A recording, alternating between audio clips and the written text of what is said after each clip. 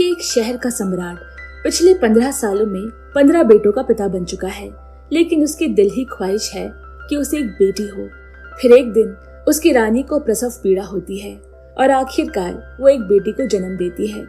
पूरे महल में खुशी की लहर दौड़ जाती है, लेकिन तभी मुख्य दाई बेहोश हो गई। जल्दी ही पता चलता है कि नवजात राजकुमारी के शरीर से बहुत तेज और बदबूदार गंध आ रही है, जो किसी को भी बेहोश कर सकती है।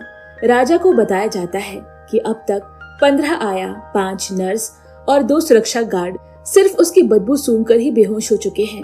महल के मुख्य चिकित्सक बताते हैं कि राजकुमारी को एक दुर्लभ बीमारी है, जिसे तीव्र दुर्गंध रोग कहा जाता है, जिसमें शरीर से बहुत तीव्र बदबू निकलती है।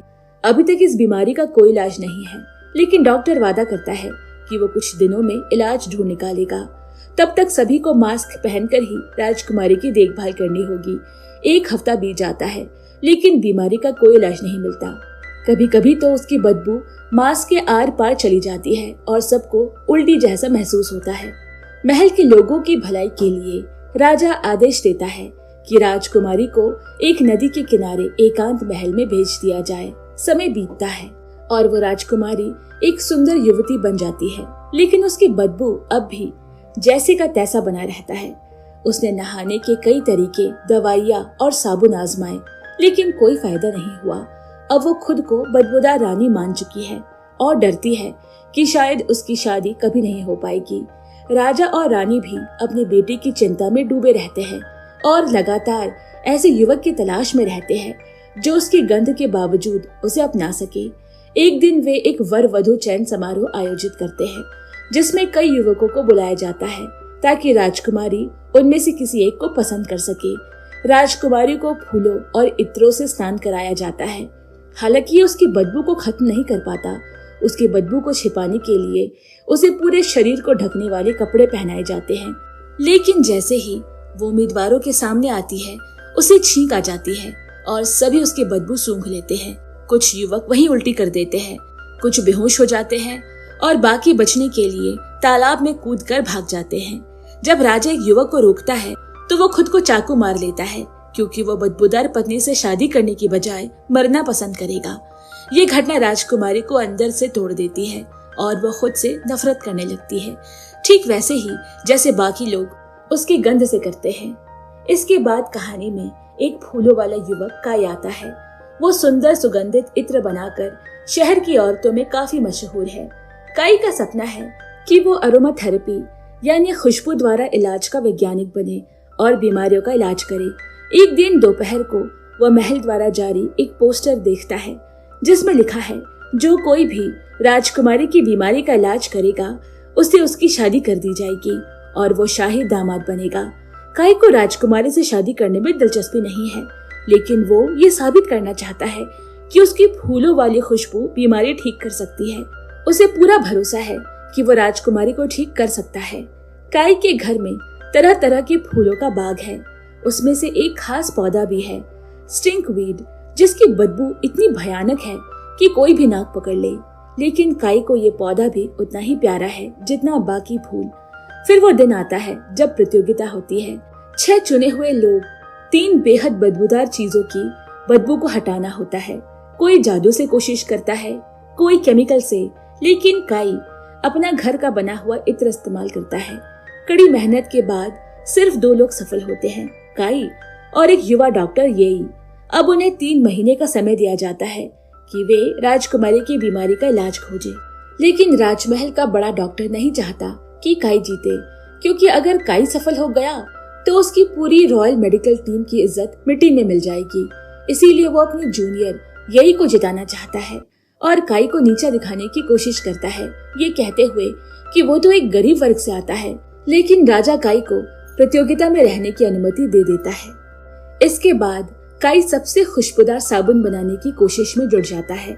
वो सोचता है कि बदबूदार लोगों पर इसे आजमा कर देखे। इसके लिए वो मछली बाजार जाता है। वहीं एक औरत मछली उठाते उठाते फिसल कर उसके ऊपर गिर जाती है।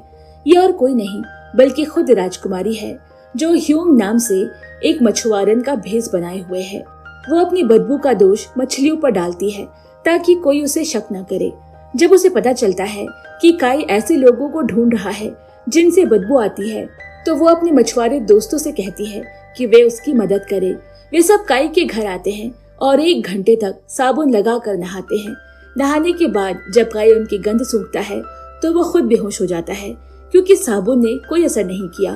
फिर ह्यूंग खुद काई को कहती है कि वो उस पर प्रयोग कर सकता है। काई खुशी से भर जाता है। वो भाप चिकित्सा, हरी पानी की थेरेपी, मम्मी रैप बाथ जैसे कई तरीके आजमाता है, लेकिन कुछ भी उस तेज और अजीब बदबू पर असर नहीं करता।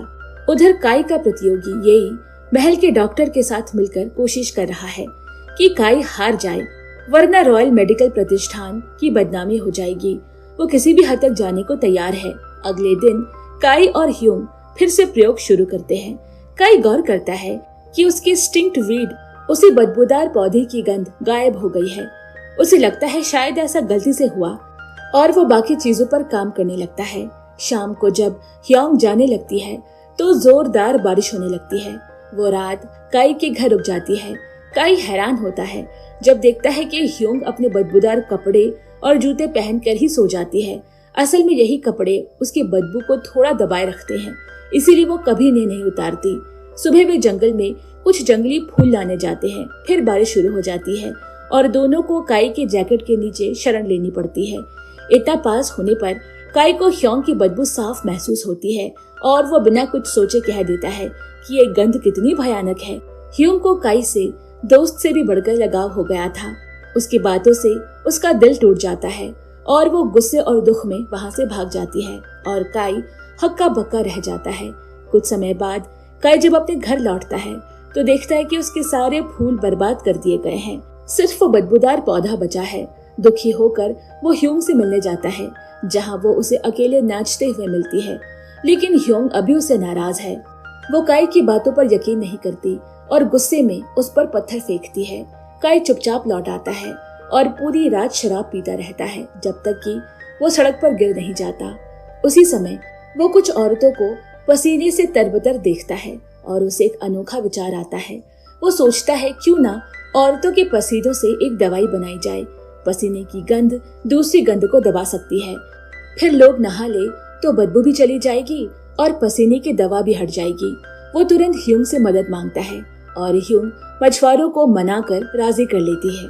फिर अगले 1 घंटे तक कई महिलाएं नाचती है ताकि उनका पसीना इकट्ठा किया जा सके। उसी रात काई मेहनत से काम करता है और एक जादुई दवा बना लेता है, लेकिन जैसे ही दवा तैयार होती है एक नकाबपोश चोर उस पर हमला करता है और दवा की शीशी तोड़ देता है। काई चोर का पीछा करते हुए येई के घर पहुंचता है। येई कहता है कि वो घर से बाहर गया ही नहीं। काई के पास कोई सबूत नहीं होता, इसीलिए वो कुछ नहीं कर पाता। काई टूटने लगता है क्योंकि उसे पता चलता है कि येई के साथ पूरी वैज्ञानिकों की टीम है। उसकी मेहनत बर्बाद हो चुकी थी। अगले सीन में काई अपने घर में अकेला बैठा होता है। तभी ह्योंग आती है। वो एक पसीने से भरी बाल्टी लेकर आती है ताकि काई फिर से प्रयोग शुरू कर सके। उसका ये प्यार भरा इशारा काई का दिल छू जाता है। वो ह्योंग से कहता है कि वो रात यहीं रुक जाए। रात को ह्योंग एक प्यारा सा गीत गाती है जिससे काई का मन शांत हो जाता है और उसका ध्यान फिर से काम पर लगने लगता है। कुछ दिनों बाद काई फिर से फॉर्मूला तैयार कर लेता है और उसे मछुआरों पर आजमाता है। वो ह्योंग पर भी प्रयोग करना चाहता है, लेकिन ह्योंग बहाना बनाकर कहती है कि उसे पसीने से एलर्जी है ताकि उसकी असली पहचान न खुल जाए। दवा मर्दों पर अच्छे से असर करती है और उनकी बदबू दूर हो जाती है। ये स्थायी इलाज तो नहीं, लेकिन काई को उम्मीद की किरण मिलती है। अब सिर्फ ये देखना बाकी है कि यह औरतों पर भी असर करता है या नहीं, ताकि राजकुमारी का इलाज किया जा सके। रात को काई और उसकी टीम महल में चुपचाप एक और औरत पर दवा आजमाने जाते हैं, जो कि राजकुमारी के अलावा शहर की इकलौती बदबूदार औरत है, महल के डॉक्टर की पत्नी, जिसकी गैस की बदबू बहुत मशहूर है। वो सब शौचालय के बाहर छिपकर बैठते हैं और जब वह बाहर आती है तो उस पर दवा छिड़कते हैं, लेकिन पता चलता है कि दवा औरतों पर असर नहीं करती। अब अगले कुछ दिन काई दिन रात काम करता है। वो अपनी सेहत की परवाह भी नहीं करता। ह्योंग देखती है कि उसके नाक से खून बह रहा है क्योंकि उसे काम के दौरान बार बार सूंघना पड़ रहा है। वो जबरदस्ती उसे आराम करने को कहती है, भले ही काई रुकना नहीं चाहता। अगली सुबह काई जंगल की ओर निकलता है, जहाँ उसे एक बूढ़ा जोड़ा फूलों को जमीन में गाड़ते हुए मिलता है। वे बताते हैं कि वे मरे हुए फूलों को सम्मान के साथ दफनाते हैं। बातों बातों में पता चलता है कि ये दोनों वनस्पति विज्ञान में माहिर है। काई उनसे पूछता है कि दुनिया की सबसे खुशबूदार फूल कौन से हैं। वे बताते हैं कि 4 ऐसे फूल हैं जो चारों मौसम में अलग अलग खिलते हैं और ये चारों मिलकर एक परफेक्ट खुशबूदार दवा का आधार बन सकते हैं। बूढ़े जोड़े के जाने के बाद काई को एक जबरदस्त आइडिया आता है, ऐसा इलाज जो सच में काम करेगा। वो ह्यूंग को बताता है कि उसने चीन के अलग अलग मौसमों वाले 4 इलाकों से 4 खास फूलों को इकट्ठा करना होगा। ह्योंग तुरंत उसके साथ चलने को तैयार हो जाती है। इस तरह दोनों 1 महीने लंबी यात्रा पर निकल पड़ते हैं। सफर के दौरान दोनों के बीच गहरी दोस्ती हो जाती है और जब वे फूल इकट्ठा करके घर लौटते हैं तो अब उनके पास केवल 1 हफ्ता बचा होता है 3 महीने की तय सीमा खत्म होने में। तभी काई बीमार पड़ जाता है और ह्यूंग उसकी डायरी की मदद से फॉर्मूला बनाना शुरू कर देती है।